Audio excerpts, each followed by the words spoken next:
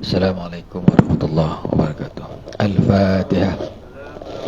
Al-Fatihah. A'udzubillahi minasyaitonir rajim. Bismillahirrahmanirrahim. Iyyaka na'budu wa iyyaka nasta'in. Shiratal ladzina an'amta 'alaihim ghairil maghdubi. Qala Allah Ta'ala fi kitabil aziz. A'udzubillahi minasyaitonir rajim. Bismillahirrahmanirrahim. Qalu a'innaka la'anta Yusuf. Qala ana Yusuf wa hadha akhi qad manna Allahu alaina innahu man yattaqi wasbir fa inna Allaha la yudhi'u ajral muhsinin. Sadaqallahul azim. Firman Allah Subhanahu wa taala di dalam Al-Quran surah Yusuf ayat ke-90, di mana Allah berfirman, qalu, mereka itu berkata, iaitulah adik-beradik Yusuf, ainnaka la anta Yusuf, apakah kamu ni Yusuf? Qal, maka berkatalah Yusuf, ana Yusuf, aku sesungguhnya Yusuf, wa hadza akhi, dan inilah saudaraku iaitulah Bunyamin. Qad mannallahu alaina, sesungguhnya Allah telah memberikan keamanan ataupun melimpahkan rahmatnya ke atas kami.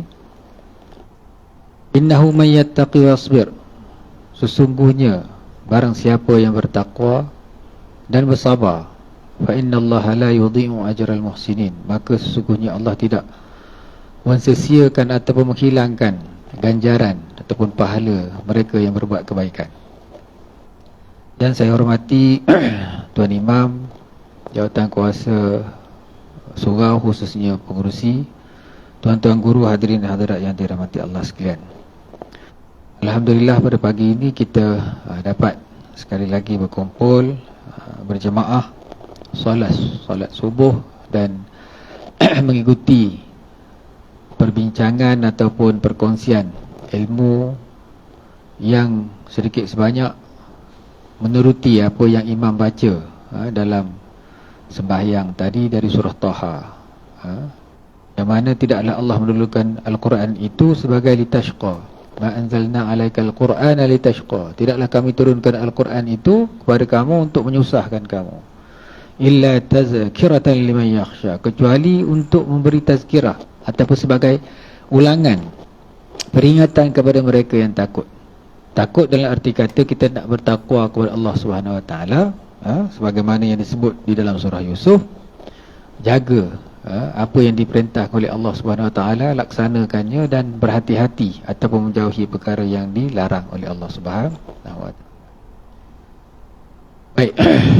Dan sebagaimana Tuan Imam baca dalam surah Taha itu, surah yang memberikan kesan sehingga Umar yang mendengar adiknya Fatimah membaca surah itu, dia berhenti ataupun memadamkan hasratnya untuk mencari Rasulullah SAW untuk dibunuh.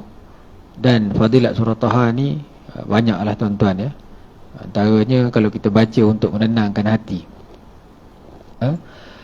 anak-anak yang degil dan sebagainya, jenis kepala masam macam Umar tu, dia dengar, jadi dia boleh dengar tak? Sebab nak didatangkan dalam surah itu cerita. Hal ataka hadithu Musa, tidakkah datang kepada kamu satu cerita tentang Nabi Musa. Seterusnya lah saya sentuh tu untuk memberikan penegasan. Tak, jangan imam baca kita tidur belakang. Bila imam baca, dengarlah imam baca, lepas itu terjemah. Jadi bila dia baca tu barulah kita khusyuk sembahyang tu. Khusyuk tu kita mendengar dan juga kita faham. Kita dengar tak faham, payah juga. Tapi saya nak kaitkan di sini dengan ayat yang saya bacakan, bagaimana cerita di dalam surah Taha itu tentu berkaitan dengan Nabi Musa. Panjangnya lah ceritanya. Dan cerita Nabi Yusuf, yang mana cerita ni hadis. Disebut hal ataka hadis Musa, telah datangkah atau tak datang kepada kamu ni satu cerita tentang Nabi Musa, Yang manalah Umar tahu kan, kalau Umar baca cerita tu. Orang Arab tak tahu kecuali dikhabarkan oleh Al-Quran. Walaupun ceritanya dekat dengan rumah dia, tapi kalau tak ada ilmu dia tak tahu. Dia tak tahu kan. Baru-baru ni saya balik kampung sebab orang heboh tengok cerita Mak Kilau. Jadi saya pun baliklah kampung kan. Tempat saya tu, saya duduk di rumah tu pun dah roboh dah. Di Pulau Tawar masa saya bersekolah, sekolah menengah tu, saya pernah sekolah di situ. Saya duduk sekejap sebelum saya transfer ke Kelang, Selangor. Saya duduk rumah tu, bila saya cek balik rumah tu, rupanya kawasan tu lah tempat Mak Kilau lahir. Tapi saya tak tahu, sebab tak tahu sejarah. Tu je sebenarnya. Maknanya duduk kat tempat tu, kalau tak tahu cerita, tak ada ilmu, pandang gitu je lah. Pandanglah kubur depan tu, tahulah kubur kawan tu sekian-sekian kan. Tapi cerita sebenar tahu, cerita sebenar kan. Bagaimana perjuangan dia, bagaimana dia puluh tahun, tak tahu. Bila pergi tu rumah beroboh dah. Duduk orang Indonesia duduk buruh, beroboh rumah tu. Itu nak ceritakan bagaimana pentingnya wahyu dan pentingnya ilmu tu lah.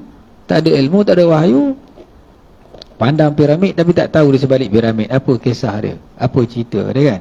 Kecuali disampaikan oleh wahyu. Baiklah. Dan juga orang-orang hari ini menggali keajaiban Firaun itu menurut ilmu-ilmu yang ada lah, untuk melihat bagaimana ianya dibina. Itu bukanlah cerita saya, tapi nak cerita bagaimana pentingnya ilmu dan pentingnya tazkirah tu diulang-ulang. Berbalik ke cerita Nabi Yusuf yang disebut tadi, bukanlah satu cerita yang dia ada-ada kan. Sebab cerita ni mengandungi kisah dan ibrah. Ma kana hadithan, laqad kana fi qasasihim ibratun liulil albab. Sesungguhnya pada kisah mereka itu, iaitu para nabi, merupakan satu ibrah. Kita nak ambil ibrah, ambil motif, nak ambil ibrah, ambil pengajaran. Sebab itulah kalau kita cerita pasal Mak Kilau ni, orang duk kata filem Mak Kilau ni tak sama dengan sejarah. Ada? Exactly sebagaimana yang berlaku. Orang ni kritik, orang ni hentam macam-macam lah. Memanglah betul. Mana kita tahu dia silat macam mana? Cumanya silat yang kita duduk paparkan tu mesti ada nilai komersial sebab nak masuk dalam filem. Barulah nampak orang tengok sikit. Walaupun ala-ala Kung Fu Panda. Tak apalah, sebab Kung Fu Panda tu budak-budak orang minat. Sebab dia seronok tengok kan. Tapi kalau bersilat lembik aja, tak adalah. Kerana apa? Sebab nak mencapai motif supaya di situ wujud semangat kepahlawanan tu. Nak capai motif, ibrahnya kita mesti ada semangat patriotism. Kita mesti ada hero. Nah, ini ada orang marah pula pasal kata ni betul tak betul. Memanglah dia bukan dokumentari pun tak betul. Dokumentari pun ada benda yang bukan tak betul, tapi benda yang kita pun tak tahu betul ataupun tak. Tafsir yang kita tengok yang dimufassirkan oleh para mufassir itu, ditafsirkan oleh mufassirin itu, ada di antaranya diriwayatkan dari riwayat Israiliyat. Kisah-kisah orang-orang Yahudi dahulu daripada kitab mereka mengaku masuk Islam, mereka bawa cerita yang sama. Yang mana setengah cerita itu ada yang bertentangan dengan Al-Quran pun ada, tapi tak masuk lah tu. Tapi ada setengah cerita yang kita tawakuf KIV, tak tahu betul ataupun tak betul, sebab tidak ada penjelasannya daripada lisan Rasulullah SAW. Tetapi dia mengukuhkan cerita yang dibawa oleh Al-Quran. Kerana apa? Sebab Al-Quran itu tak suruh kita fikir cerita tu dari sudut tema, dari sudut ibrah yang kita nak ambil. Dan juga kadang-kadang Al-Quran ini membawa cerita baru untuk membenarkan, membetulkan cerita yang lama ataupun membenarkan cerita yang terdahulu lah. Sebagaimana yang cerita tentang Nabi Isa, Nabi Musa yang ada dalam kitab yang terdahulu, bila Quran datang dia membenarkan apa yang telah berlaku, mengukuhkan. Sebab itulah fungsi Al-Quran ini disebutkan supaya kita berfikir di atas ibrah yang kita nak capai. Tetapi walakin tasdiqal lazi baina yaday, tetapi dia juga memberikan menegaskan, membenarkan apa yang telah berlalu dibawa oleh kitab-kitab yang terdahulu. Wa tafsila, dan memberikan pendetailan. Setengahnya diberikan pendetailan yang detail, sebagaimana yang berlaku dalam kisah Nabi Yusuf. Cuba kita banding kisah Nabi Yusuf, surah Nabi Yusuf ni dengan surah Muhammad. Dalam surah Muhammad dia tak cerita tentang biografi Nabi Muhammad. Dia cerita tentang sifat-sifat orang yang mengikut Nabi Muhammad. Tak. Dan sifat-sifat orang yang berlawan, yang lawan Nabi Muhammad. Dan dia menegaskan supaya apa dia? Terus bersama dengan kepimpinan Nabi Muhammad, jangan berpaling. Ayat akhir dalam surah Muhammad, wa in tatawallau yastabdil qauman ghairakum tsumma la yakunu amsalakum. Kalau kamu berpaling, nescaya Tuhan akan ganti dengan satu kaum selain daripada kamu, dan mereka tak jadi macam kamu. Tetapi dalam surah Yusuf, daripada awal sampai akhir dia cerita tentang biografi Nabi Yusuf. Daripada kecil dia, lagi bagaimana dia boleh melihat satu bermimpi dan dikhabarkan kepada ayah dia tentang mimpi dia, dan ayah dia beritahu dia, jangan kamu beroyak mimpi kamu ni pada orang. Kan? Sebab itulah mimpi-mimpi yang khusus yang begini, bukan tak boleh nak beritahu orang, tapi setengah kita ni beritahu pada semua orang. Jadi orang pun macam-macam lah pandangan dia, kadang-kadang jadi fitnah. Jadi fitnah. Tapi kalau kita beritahu pada orang yang kita rasa dia boleh memberikan pandangan dan kita boleh mendapatkan penasihatan yang baik, macam dia beritahu ayah dia. Kalau dia beritahu pada semua orang sebelum beritahu ayah dia, sebab ayah dia nasihat jangan beritahu khususnya adik-beradik dia, sebab mereka ini akan dengki dengan dia, akan melakukan tipu daya kepada dia. Jadi bila kita dapat benda yang agak rahsia ni, takkan nak cerita pada orang. Terutama kalau kita mimpi menikah satu lagi, nak beritahu orang rumah, janganlah beritahu, tak kena.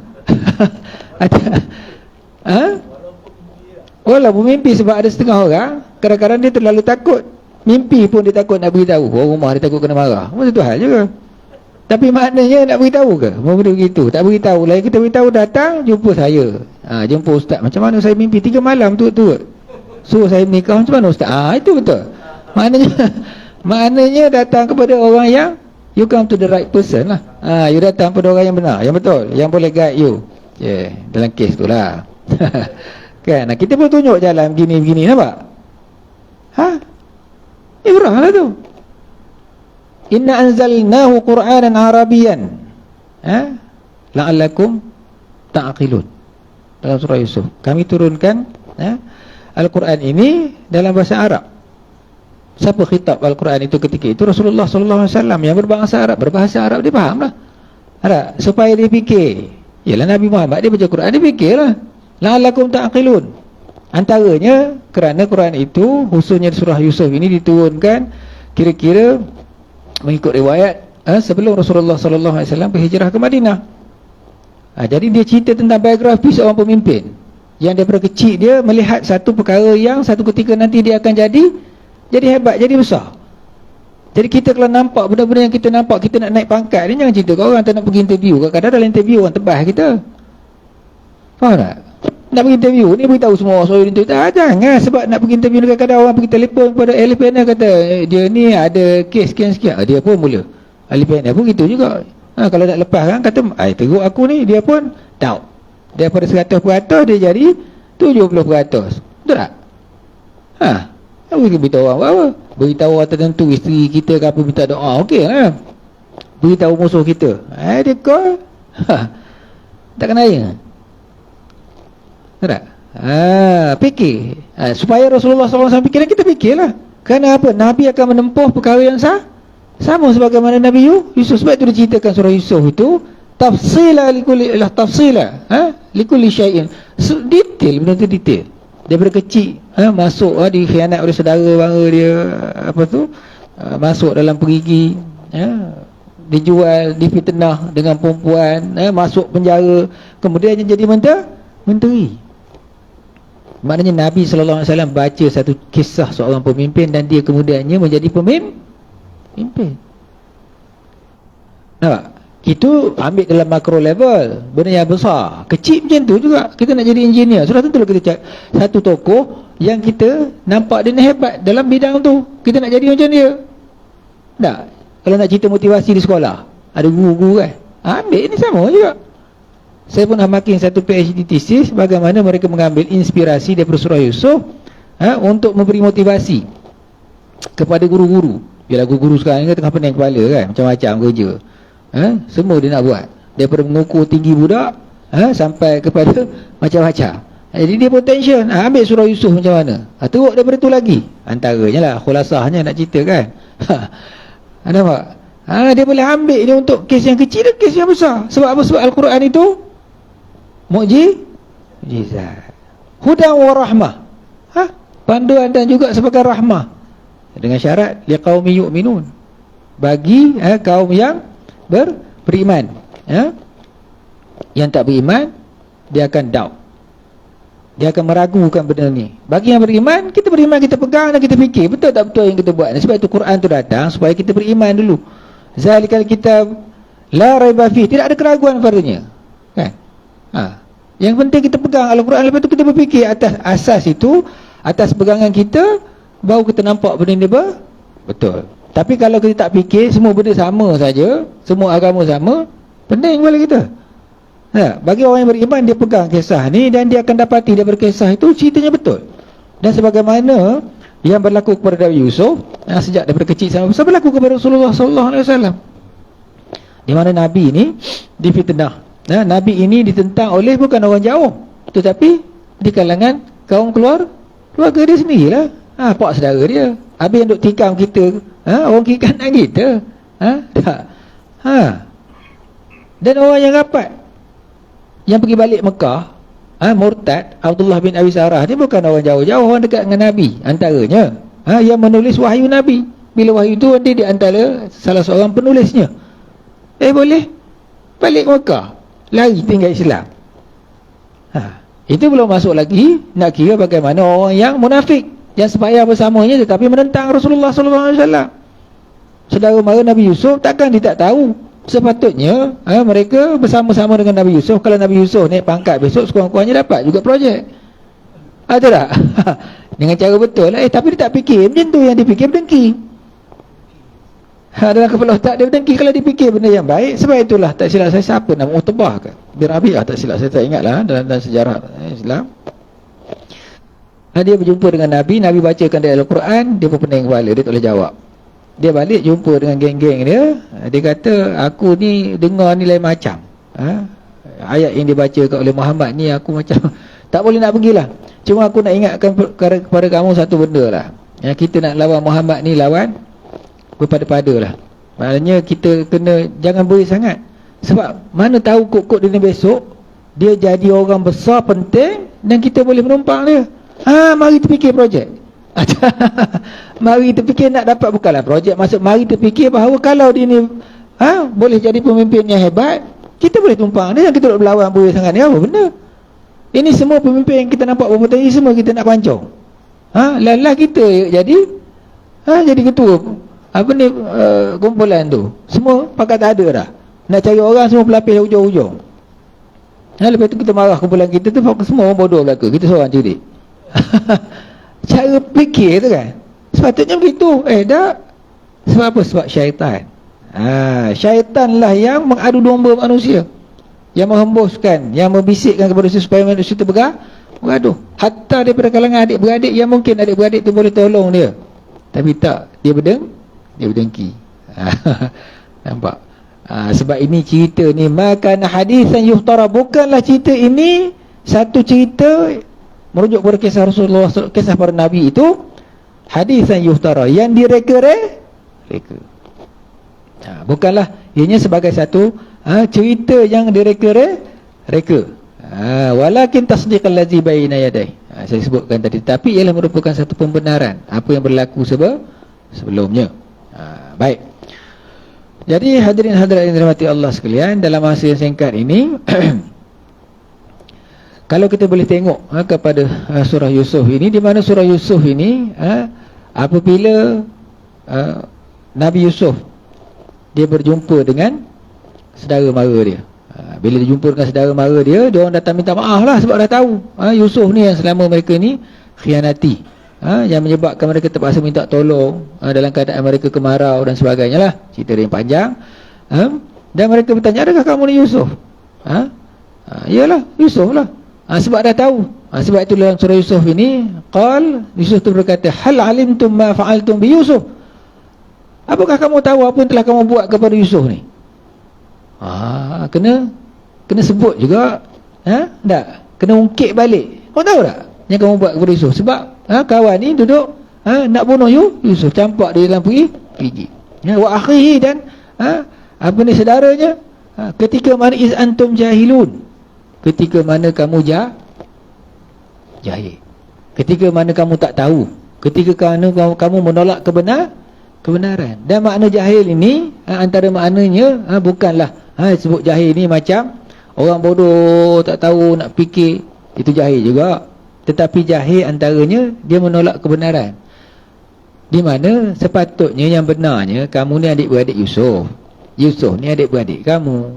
Tak, kalau dia ni ada kelebihan yang kamu nampak pada dia, patut kamu tolong dia. Kamu nampak dia ni cerah sikit, hal lain tak berapa nak cerdik. Dia orang ni terpaksa lah bagi dia duit apa semua, sekolahkan dia apa semua tinggi-tinggi, lepas tu kita boleh menumpang dia. Ini banyak berlaku dalam keluarga kita, betul tak? Ada antara adik-beradik ramai, dia tengok adik dia nampak cerdik sikit, dia ni kurang, tak apa, dia bekerja. Tak, dia bekerja apa semua, dia bantu adik dia. Patutnya begitu. Itulah hak yang dikatakan al-haq, kebenarannya begitu. Tetapi kerana kamu jahil ni, kamu tak mikir ke? Kamu mikir, kamu tahu tak pada tu? Tahulah, tapi kenapa kamu tolak? Ini dia kata termasuk dalam golongan jahil ni. Sebab tu tuan-tuan tengok dalam YouTube tu, ada seorang manusia etis, nama dia Morgan Freeman, yang pernah berlakon jadi Tuhan tu. Dia pernah jadi Tuhan Sari dalam filem lah. Filem ni macam-macam lah kan.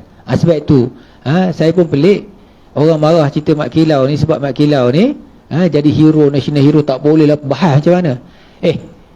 Kita tengok di Amerika ni pada tahun 1934, 34, karikatur yang menjadi hero kepada Amerika siapa?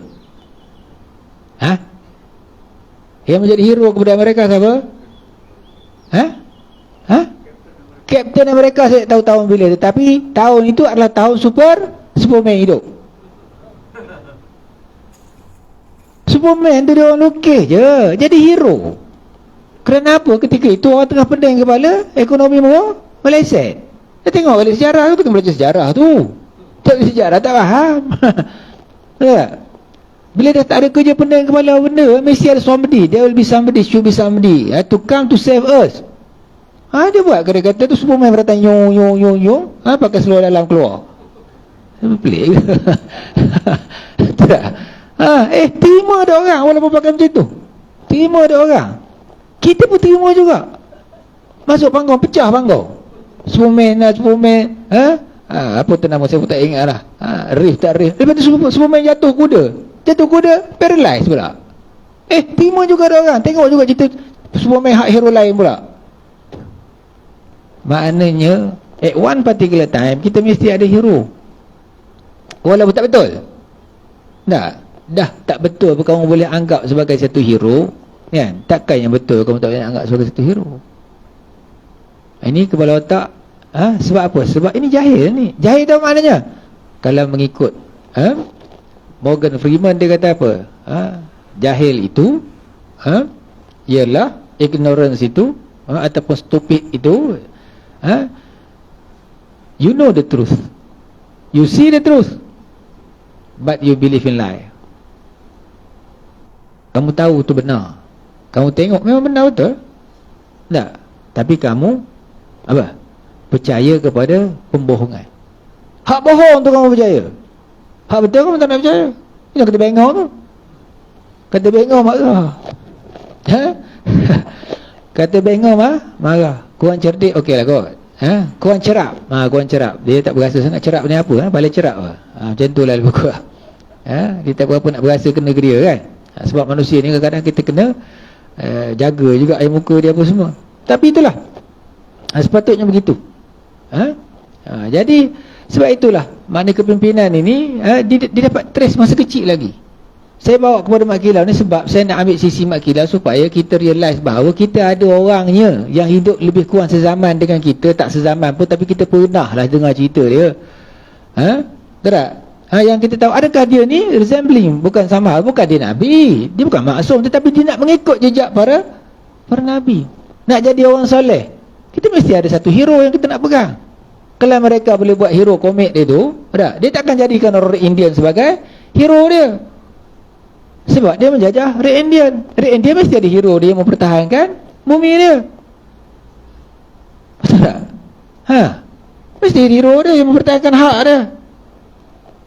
Jadi dia dah tengok daripada awal lah. Pak Kilau ni nama dia. Jadi kilau tu bukan kerih dia. Ini dalam filem tu saya tak tahulah. Orang kata saya tak tengok lagi cerita Mat Kilau ni. Tuan dah tengok lah? Tak tengok lagi. Lepas daripada ni balik tengok. Maknanya wayang ni yang dikatakan lara tempat tu sebab benda hak duduk dalam tu tak senonoh. Itu je. Bila ada benda yang baik, kita tak ada masalah. Tidak jadi isu pengawayang ni. Dan tidaklah pula dengan sebab Mat Kilau ni semua kena buat pengawayang. Tengok pula. Ada? Bukan masalah pengawayang tu, masalah benda duduk dalam tu. Baca Quran pun, tapi kalau duduk bawa benda yang syirik dan sebagainya, menggunakan ayat Al-Quran, tak betul juga. Baik. Jadi kenapa nama Kilau ni? Sebab apa? Sebab orang kampung tengok bakat dia. Bakat dia yang berkilau. Maknanya dia versatile. Versatile tu dia bukan hanya bersilat pandai. Dia juga pandai mengaji, menghafal Al-Quran boleh. Berguru dengan Mufti Pahang. Tok Montok apa nama tu? Mufti Pahang. Dan dia juga pandai bergendang. Pandai berkasidah. Benda-benda bergendang saya ingat lagi, saya kecil-kecil dulu memang kena talent. Dia tak talent tak masuk benda tu. Gendang Pahang ni walaupun nampak simple, tetapi dia ada dia punya cara masuk apa semua tu dengan silat apa semua sekali. Lepas tu ada bakat kepimpinan. Dia ada semua tu bakat. Jadi sebab itu berkilau. Dia boleh main. Maknanya ada bakat seni, ada bakat kepahlawanan.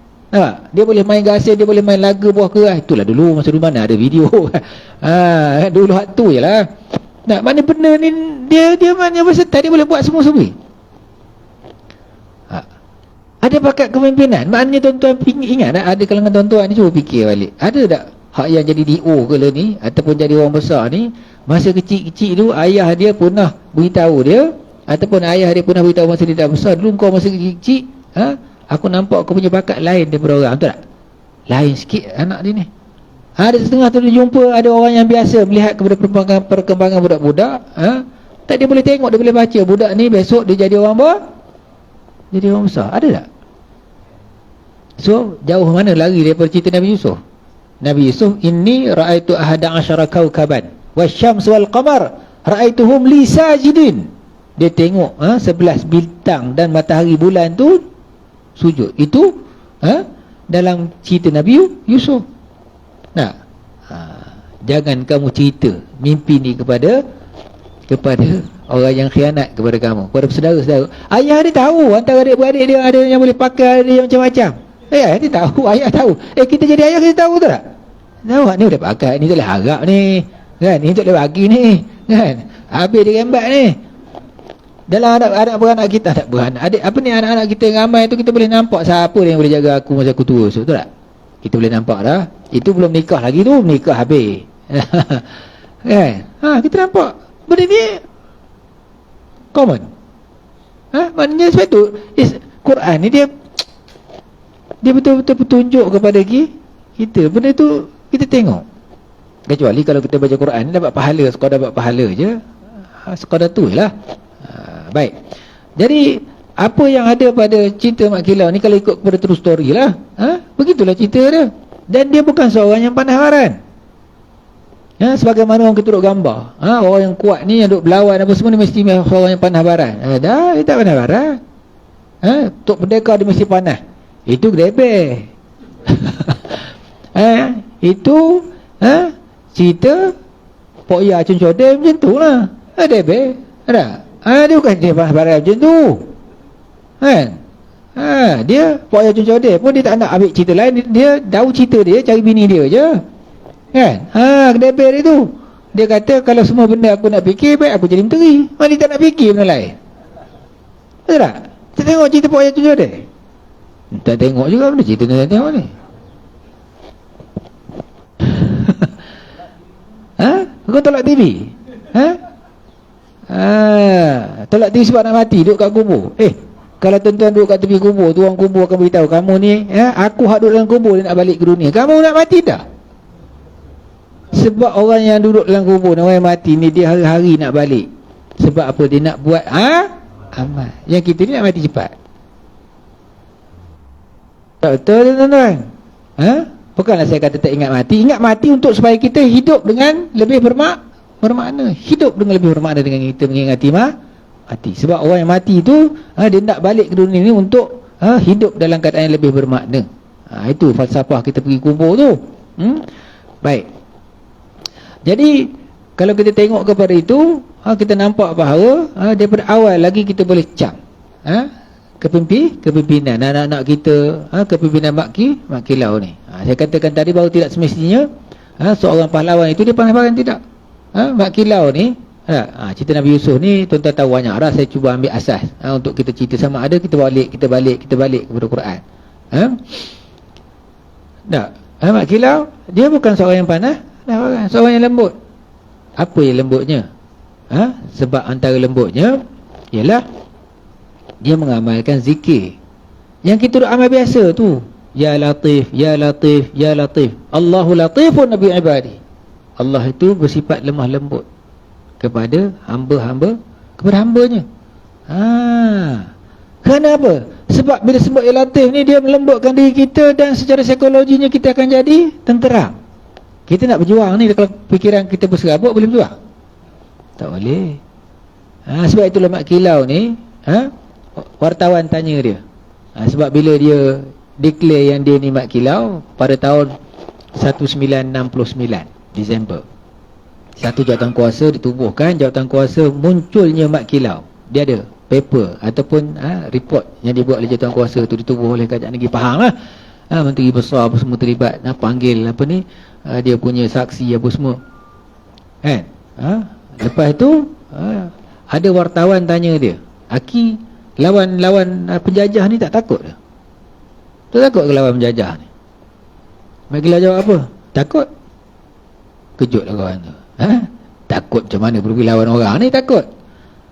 Mak Kilau kata, takutlah kita tahu yang kita ni boleh jadi orang ke tak.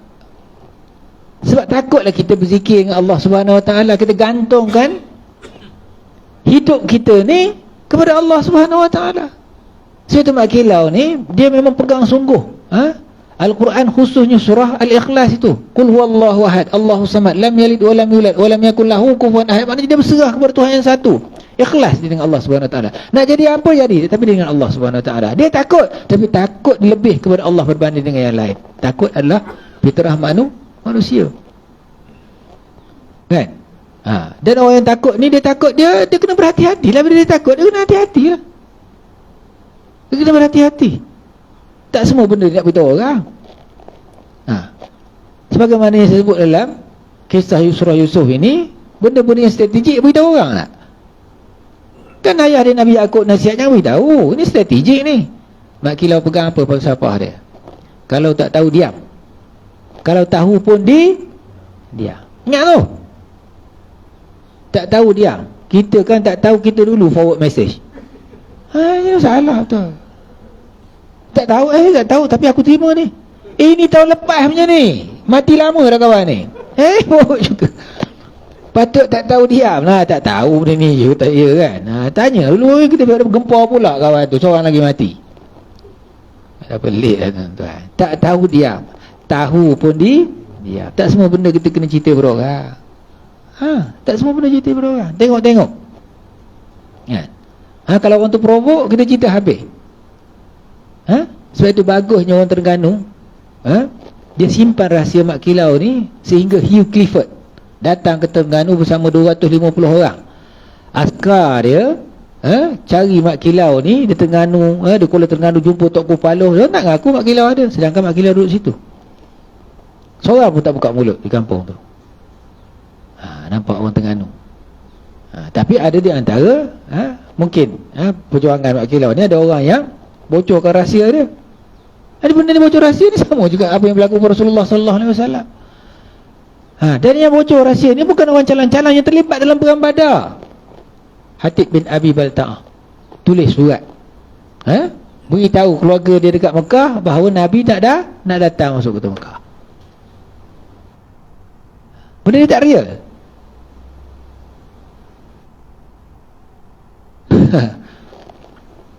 Nabi tahu dengan jalan wahyu, suruh Ali pergi pintas perempuan yang bawa surat, patah balik.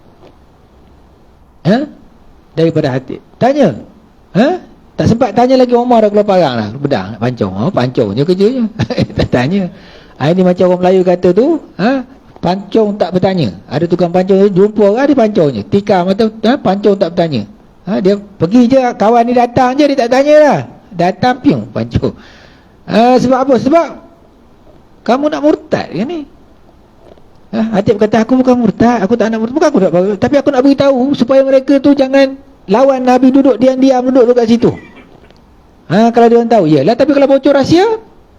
Tetapi rahsia ni tidak bocor, sebab tu Nabi ni cerdik, fatana. Kalau dia pula duduk berkelawan dengan sahabat dia apa semua, tetapi turun ayat, turun ayat yang mengingatkan jangan kamu menjadikan apa ni, keluarga kamu orang kafir itu sebagai keluarga kamu. Tak boleh. Ada ayatnya, panjang. Tetapi Nabi tak, dari segi siasahnya Nabi tak kecoh kat situ, sebab rahsia tak terbongkar lagi, surat dah dapat balik, dan dia pun bukan maksudnya begitu. Itu orang kata kadang-kadang maksud baik, tetapi dia boleh kita ini bawa mulut dia. Kadang-kadang kita nak cerita kat orang, tapi aku terlepas lah, terlepas cakap, sedangkan benda ni tak sepatutnya aku cakap. Tak? Kadang-kadang kita tak? Sebab itulah kita bila kawan kita ni, kalau dia pegang, mula-mula baik dengan kita tak? Bila naik pangkat tinggi sikit, dia pun terpaksa zip mulut. Bukan dia tak nak cakap dengan kita, tapi kalau dia cakap macam-macam, dengan dia je lah. Kita pula duk tanya macam mana Rizak projek aku apa semua. Susah juga dia. Tak? Dia kena zip. Ini benda-benda yang sebenarnya halus, tuan-tuan. Tetapi benda ni clear dalam sirah Rasulullah sallallahu alaihi wasallam. Jadi gitu. Sebab itulah mak kilau ni, falsafah dia begitu.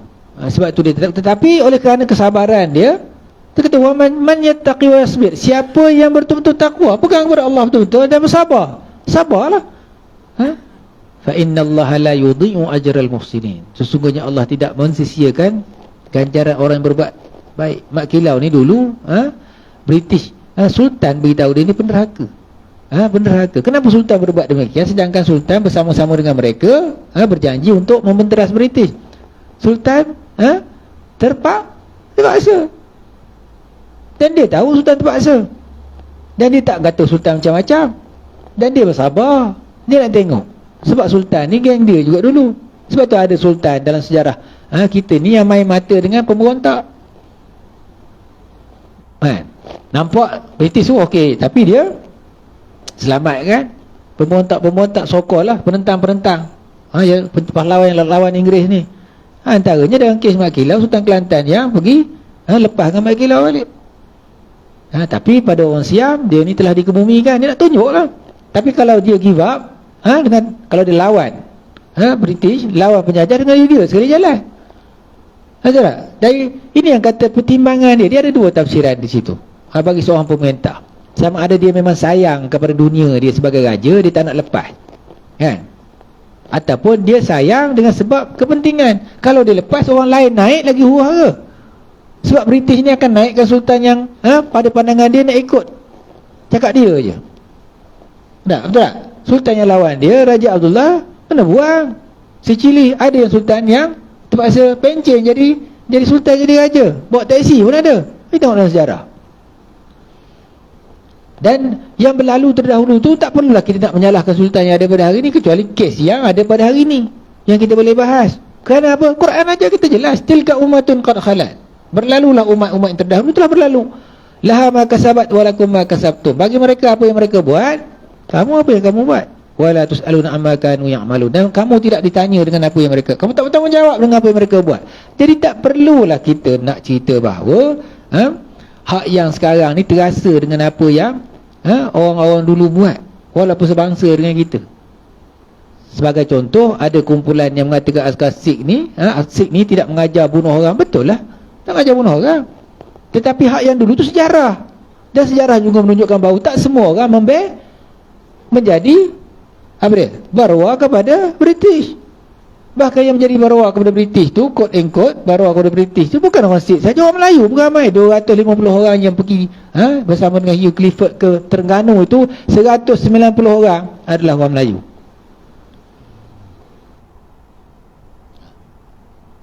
190 orang. Sikh berapa orang je? Ada Iban, Dayak ada, Siam pun ada. Dalam 250 tu. Berapa ramai orang Arab yang bersama-sama dengan General Lord Allenby untuk menewaskan garisan Uthmaniyah di Jerusalem ketika mereka menjatuhkan kerajaan Uthmaniyah Turki. Orang Arab yang jatuhkan. British adalah, tapi orang Arab yang ramai. Dia kata apa? Itu adalah sejarah. Yang pentingnya kita belajar daripada sejarah ni. Jangan kita jadi macam orang Arab yang macam itu. Jangan kita jadi orang yang macam itu. Orang Sikh antara mereka ni, mereka orang India pun mereka melakukan pemberontakan kepada penjajahan British di India. Pemberontakan juga berlaku pada tahun 1915 di Singapura. Di antaranya askar-askar India yang memberontak lawan Inggeris sebab antaranya terkesan untuk mereka merdeka. Di dalam bangsa mereka ada yang bersama-sama dengan penjajah, ada yang lawan penjajah. Kecuali kamu berasa nak ikut penjajah je tu, kamu pertahankan macam nak gerak tu. Adakah begitu? Saya rasa tidak begitu. Kalau kamu mengambil pengajaran, kamu tidak akan begitu. Kerana setiap bangsa ni dia ada daulat dia. Dia ada maruah dia. Dan kita tak mahu, mana-mana bangsa pun tak mahu orang jajah dia. Bukan orang Islam saja. Tak? Tak nak. Di Britain pun sama. Dia nak cerita kehebat dia tu je. Sebab itulah tuan-tuan baca memoir Tun Mahathir ni, dia dekat 1000 muka surat tak silap saya. Saya duk baca awal-awal, tak larat baca awal je. Tebal Dr. In a House tu. Baca. Allah. Semua yang saya sebut tak baca lah. Filem tak tengok, buku tak baca. Dengar ceramah je. Ceramah ni kalau bawa buku tahan juga. Tak ada apa tuan ni. Marahlah pula tuan-tuan nak. Tuan-tuan ni otak kamera. Bila saya cakap ni ingat semua. Begitu. Jadi tak perlu baca buku. Buku ni bukan kita nak suruh kita ni, nak tunjukkan bahawa kita ada sandaran, ada rujukan. Sebab tu buku tu penting. Maknanya kita pegang. Dan pegang tu kepada apa yang kita percaya. Inilah yang Tun alami. Ketika Tun bersekolah Inggeris di mana? Di Kedah lah ketika tu. Saya tak ingat tempat dia, sekolah Inggeris. Dia belajar sejarah Eropah. Dia belajar sejarah Roman Empire. Dia belajar sejarah Queen. Dia belajar sejarah raja-raja Inggeris, raja-raja Perancis, Napoleon Bonaparte apa semua. Tetapi dia cerita di situ, di dalam tu tak ada pun sejarah Eropah ni yang menunjukkan bahawa Islam pernah masuk ke Eropah melalui Spanyol. Dia boleh gelap sejarah. Sebab itulah sejarah ni history of the winner. Cerita orang yang menang. Betul tak? Cerita orang yang menang. Tetapi sejarah Islam, sejarah Al-Quran pun sama juga. Siapa yang akan menang ni? Ni, Tuhan nak cerita dalam sejarah dunia ni, orang yang bersama-sama dengan yang menegakkan Islam lah. Allah akan tolong mereka. In tansurullah yansurkum wa yusabbit aqdamakum. Sekiranya kamu menolong Allah, menolong agama Allah, Allah akan tolong kamu dan Allah akan berikan kekuatan kepada kamu. Dan yang menang keseluruhan, bercampur dengan malaikat, bercampur dengan apa ni, iblis, syaitan, semua hak lawan Tuhan ni, Allah lah. Maliki yaumiddin. Bila habis besok, Tuhan, raja, pemerintah, pemilik hari akhir. Tak ada orang lah, tak ada makhluk, dia seorang. Zat yang tunggal. Tak? Daripada cerita keseluruhan ni, Allah sahajalah. Nampak? Jadi yang Allah tulis ni, dia cerita bagaimana pergolakan pertentangan dia ada antara manusia hak dengan batil tu, yang mana hak akan menang. Dan akhirnya zat Allah tu saja yang kekal. Zat Allah saja yang kekal. Yang lain tu akan fana, akan hilang. Betul tak? Jadi dalam sejarah yang ditulis di situ, Tuan Mahathir kata dia tak pernah baca pun. Jadi maknanya dia orang tak tetap pun sejarah Islam memerintah lebih 500 tahun. Kenapa? Sebab nak pupuk supaya mereka taat kepada British. Sebab itu Tuan kata ketika dia sekolah Inggeris, dia rasa dia ni hebat berbanding dengan orang lain. Iyalah, tak, Mak Saleh. Orang panggil Mak Saleh ni tuan, betul tak? Tetapi apabila kemudiannya Inggeris ni kena hambat dengan Jepun naik basikal, jadi terfikir orang lain kata, Mak Saleh hebat ni pun, Jepun pendek pun datang boleh kalah. Berubah pemikiran, tu nampak tak? Kam min fi'atin qalilatin ghalabat fi'atan katsiratan biiznillah. Berapa banyak kumpulan yang kecil boleh kalah kumpulan yang besar dengan izin Allah Subhanahu wa taala. Sebab itulah pegangan kepada seorang pahlawan itu bukan dia kena belajar kita kebal, dia belajar benda yang mengisi kekuatan batin dia, kekuatan dalaman dia. Macam mak kilau dia ada dua. Bersilat itu asas. Semua orang kena pegang senjata. Tak, ini kita pegang kerih pun takut ni. Ada kerih ke rumah? Tak ada juga. Kerih zaman hak menikah dulu pun tak ke mana. Hak menikah dulu kerih kecil macam ni. Ada? Tak ada dah, itu pun. Tak. Sewa. Kalau kita pegang kerih tu sebab kita semangat, bukan ada power dekat situ. Sebab tu cucu mak kilau kata tidak ada benda yang ada dalam ni, tak ada bergantung. Sebab mak kilau bergantung dengan Allah tu, bergantung berkerih tu. Tapi kerih ni semangat, kerih ni menjaga dia, kerih ada falsafah dia. Kerih tu di mana dia dengar, di mana dia lihat, di situ dia sampai. Falsafah kerih. Maknanya tak nampak orang pun kerih boleh bunuh orang, tuan-tuan. Selit kerih panjang ni boleh bunuh. Tekan kat sini je, tekan kat sini sampai ke jantung mati. Tak payah nak katuk kepala dia. Tak? Mak kilau ketika berada di Rusida, Terengganu, dia letak kerih atas dada, dia tidur. Kenapa? Sebab dia takut. Manusia, bukan dia ada benda pada kerih tu. Tak? Tetapi Allah beri kepada dia kelebihan kerana pergantungan dengan Allah Subhanahu wa taala. May yattaqi wa yasbir. Fa innallaha la yudhi'u ajral muhsinin. Dan zikir yang latih tadi, tuan-tuan, ia adalah kata-kata antaranya Nabi Yusuf yang direkodkan oleh Allah Subhanahu wa taala di dalam Al-Quran. Baik. Apa dia? Kita cari. Saya pun tak ingat ayat Al-Quran yang saya baca ni. Di mana Allah Subhanahu wa taala, Nabi Yusuf berkata, wa rafa'a abawayhi 'ala al-'arsyi wa kharru lahu sujada wa qala ya abati hadza ta'wilu ru'ya min qablu qad ja'alaha rabbi haqqan. Maka berkata Yusuf, wahai bapakku, inilah takwil mimpi sebelum daripada itu, apabila dia berjaya meletakkan ayah dia atas singgasana dan hormat kepada ayah dia, dia kata ini. Nah, hak yang dia dapat ni jadi menteri, pegang perbandaran Mesir ni, hak yang kamu khabar dulu tu, jadi mimpi aku dulu yang cakap kepada kamu dulu tu, yang aku dapat tengok bagaimana sujudnya bintang-bintang dan matahari ni. Inilah bendanya. Min qabl qad ja'alaha rabbi, dan Allah menjadikan, dan Tuhanku menjadikannya sebagai satu kebenaran. Ini yang benar, ini bukan tipu ni. Mimpi dia jadi kebenaran. Dan banyak ahli-ahli sains dia teorikan benda tu. Dia impikan benda tu. Tak? Lepas tu dia jadi kebenaran. Panjang wakala sana. Inna rabbi latifun lima yasha. Sesungguhnya Tuhanku latif kepada siapa yang dikehendaki. Nabi Yusuf, latifu ya latif, ya latif, ya latifu ya kafi, ya hafizu ya syafi. Yang dijadikan satu zikir ahli-ahli tarikat. Ahli tarikat yang jadikan sebagai satu zikir dia, antaranya Ahmadiyah. Zikir ni lah. Bukan ada Ahmadiyah sesat tu, Sa'idiyah Serban tu, ya latif, ya latif, ya latif, ya latif. Berapa kali? 1000 kali, 2000 kali. Ini zikir.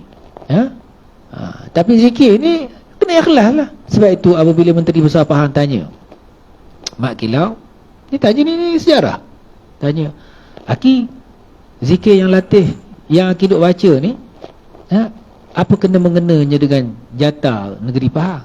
Jatah negeri Pahang tu dia ada lengkuk, apa tu, tombak tu. Lepas tu dia ada gading gajah warna putih tu, dia tulis Jawi, ya latif. Tengok. Pun tak tengok juga. Aku ni tak lama kena balik awal ni duk tanya orang. Makilah kata apa? Tak ada, itu adalah zikir saya saja, zikir biasa. Dia tak tunjuk. Kita ni gebang kuat. Memang aku lah tu. Aku yang letak batu asasnya, aku yang letak nama tu. Tapi Tuhan beri kepada dia. Mengikut Mat Kelantan, orang yang menjadi testimoni mengakui dia adalah Mat Kilau, 150 tahun ketika itu dia hidup. Mak Kilau. Ketika kita berumur 100 lebih, tua pada Mak Kilau. Dia bawa Mak Kilau ni, naik sampai dekat dengan Sungai Golok. Askar siang tak nampak Mak Kilau. Jadi nampak dia seorang je. Bukan dia bukan ada 5 orang. Dia memang hilang gitu je. Tuhan tak nampak kan dia. Wa ma ramaita iz ramaita walakinnallaha rama. Tak. Benda-benda yang keyakinan itu, ya Allah akan beri. Kata tuan nak tengok bagaimana berlaku pada hari ini, tuan tanya mujahidin-mujahidin yang berada di Afghanistan. Banyak cerita-cerita dia begini. Tanya di Gaza, Palestin. Benda yang sama. Kita ni duduk berkerih, duduk beratik sebab nak hilang. Pelik kita tu. Kenapa beratik 1000 kali ni boleh hilang? Tak boleh. 2000 kali pula besok sebab nak hilang. Hilang tu Tuhan bagi sendiri je. Kan? Tak perlu nak atik. Yang atik ni bukan untuk hilang, untuk Allah. Allah untuk kita dengan bergantung dengan Allah Subhanahu Wa Taala. Satu lagi cerita. Kita habis 7.5 tak? Oh, syok 7.5 lah. Dah lama ni sebulan tak ada. Sebulan tak ada. Dua bulan tak ada. 2 bulan tak ada ni, tak ingat benda lah tuan. Saya pun tak ingat lah. Baik. Mengikut Raja Ibrahim, dia ada 3 orang yang berikan penyaksian kepada Mak Kilau ni. Dia kata bila dia beritahu Mak Kilau ni masih hidup, dia pun terkejut. Dia pun naik syekh. Biasalah orang yang selalu ada kaitan dengan perjuangan ni, naik syekh dia lama. Dan dia menceritakan kehebatan Mak Kilau ni.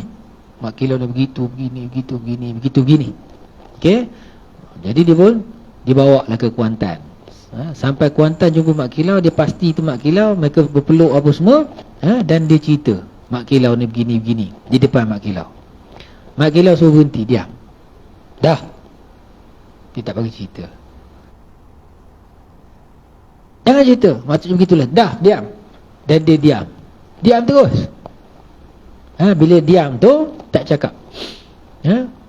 Jadi jawatankuasa penyiasat tanya dia, Raja Ibrahim ni, Pak Raja, kenapa diam tadi? Tadi cerita macam-macam. Dia adalah guruku. Aku dengar cakap dia. Nampak? Adab.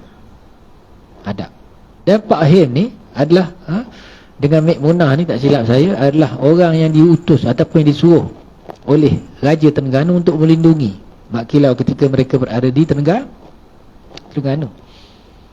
Dia kenal. Jadi Sultan Terengganu ni antara sultan yang memang British benci. Sebab dia ni yang melindungi pejuang-pejuang. Kenapa? Kerana penasihat dia, seorang ulama, Tok Ku Paloh, yang mempunyai keramat juga. Banyak cerita tentang keramat Tok Ku Paloh ni. Dan dia yang meniupkan inspirasi kepada pahlawan-pahlawan ni supaya berjuang. Saya nak cerita di sini bahawa pahlawan-pahlawan Pahang ni, dia bukan memberontak lawan dengan sebab dia hilang hak untuk mengutip cukai.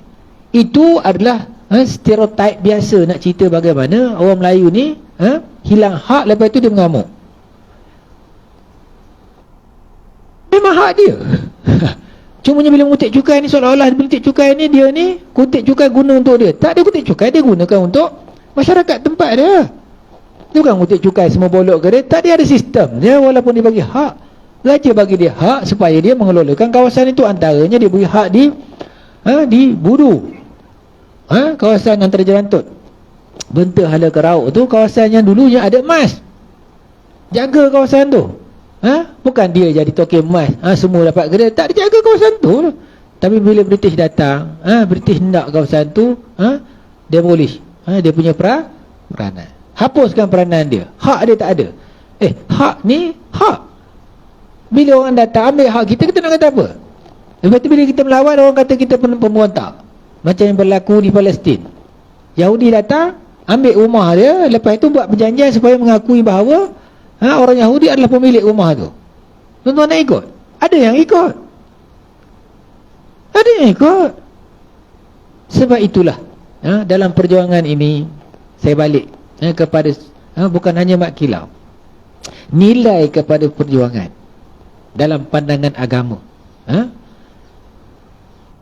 Tuan-tuan mungkin kenal Omar Mokhtar, Lions of the Desert. Tengok filem tu? Tak tengok juga? Tengoklah. Dilakonkan oleh Anthony Quinn.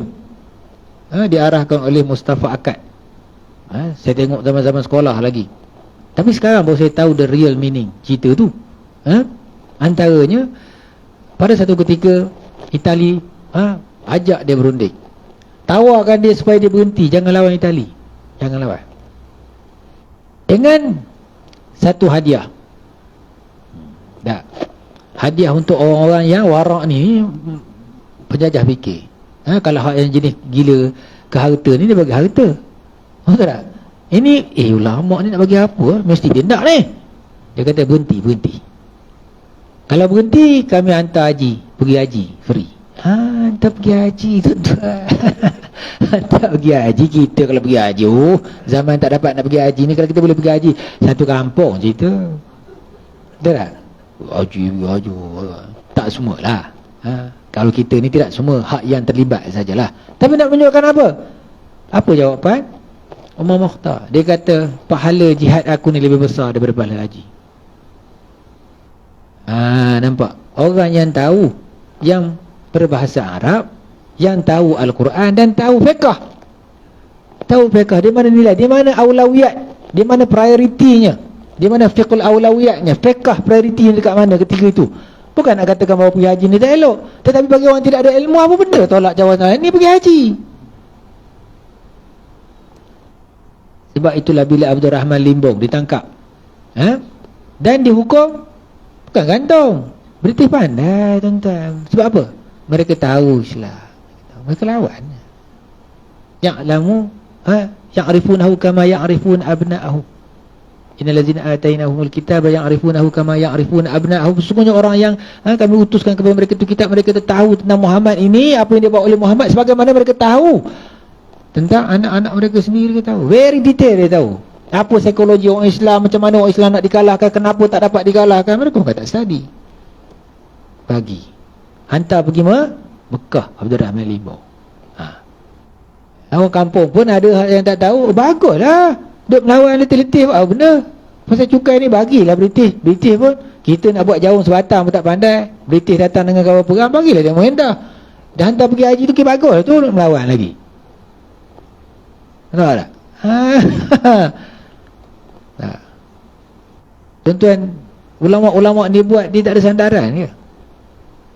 Quran, aj'altum siqayatal hajj wa imaratal masjidil haram kaman amana billah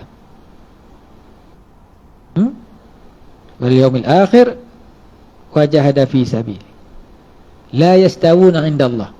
Apakah kamu menyangka dengan kamu beri air pada musim haji ini, pada orang yang menunaikan haji ini, dan mengimarahkan Masjidil Haram, wa imaratul Masjidil Haram, kaman, sama nilai dengan orang yang beriman dengan Allah hari akhirat dan berjuang, berjihad di jalan Allah. La yastawuna indallah. Tidak sama naik haji dengan berjihad ni. Khususnya pula pada kes-kes yang tertentu, nak membebaskan tanah air, nak pergi haji lagi. Mereka faham ni. Sebab itu kepahaman ini kita nak tengok di antaranya dengan melihat bagaimana pelaksanaannya oleh agama ni oleh orang-orang soleh. Dan kita nak tegaskan Mak Kilau ni, mereka berjuang bukan untuk cari dunia. Kalau mereka nak cari dunia, lama dah mereka istihar. Ketika lepas merdeka mereka istihar, tapi dia tak istihar. Ada yang berpegang sampai mati. Tok Bahaman ni dia pegang sumpah, dia tak mengeluarkan identiti dia, menampilkan identiti dia, membocorkan rahsia dia, sampai dia mati dia tak cerita, dia tak beritahu. Tapi orang tahu. Kenapa? Fa innallaha la yudhi'u ajral muhsinin. Sesungguhnya Allah tidak